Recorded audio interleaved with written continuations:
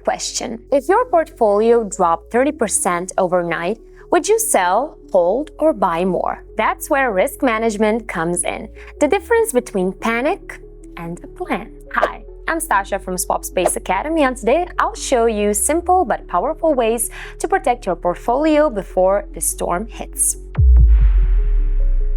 Let's start with number 1 rule. Never invest more than you can afford to lose. Sounds obvious, right? But in 2021, surveys showed over 21% of new traders used borrowed money to buy crypto. When the market crashed, many ended up with debt instead of profits. So, if losing that money means missing rent, bills, or food, don't risk it. Keep crypto money separate from essentials.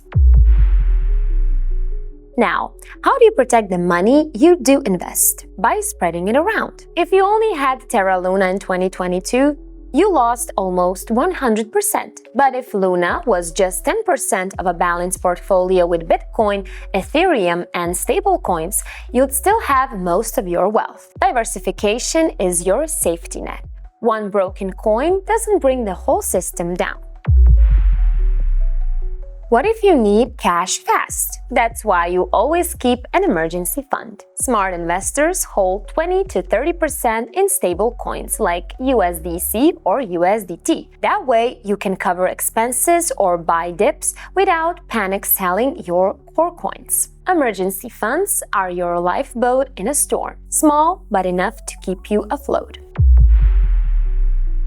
Here's another tool. Don't go all in at once. Instead, size your positions. If you have $1,000, putting just $200 into a single trade limits how much you can lose. And with stop-loss orders, you can set an automatic exit. For example, buy Ethereum at $1,600, set a stop-loss at $1,500. Worst case, you lose 6%, not 60%. Stop-loss is like wearing a seatbelt. You hope you don't need it, but it saves you when the crash comes.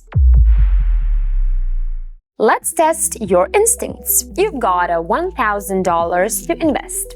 Which allocation is smartest? Option A, go all in a single altcoin. Option B, $1,000 split across 10 random altcoins for diversification. Option C, $700 in Bitcoin, $200 in stables, $100 in risky altcoins. Which one protects you best in a bear market and still gives you growth potential? Think about it for a second.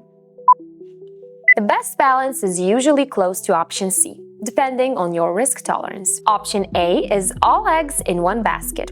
Risky. Option B sounds safe because it's diversified, but if they're all speculative altcoins, you're still exposed. Now, I want to hear from you. How do you protect your portfolio? Even with a strategy, you're never 100% safe. Hacks and collapses still happen. In February 2025, Bybit saw one of the largest thefts ever, nearly $1.5 billion in Ethereum stolen. And in 2023, Atomic Wallet users lost $35 million because funds were stored in hot wallets without extra protection. Stories like this remind us, always spread risk, keep an emergency fund, and use secure wallets.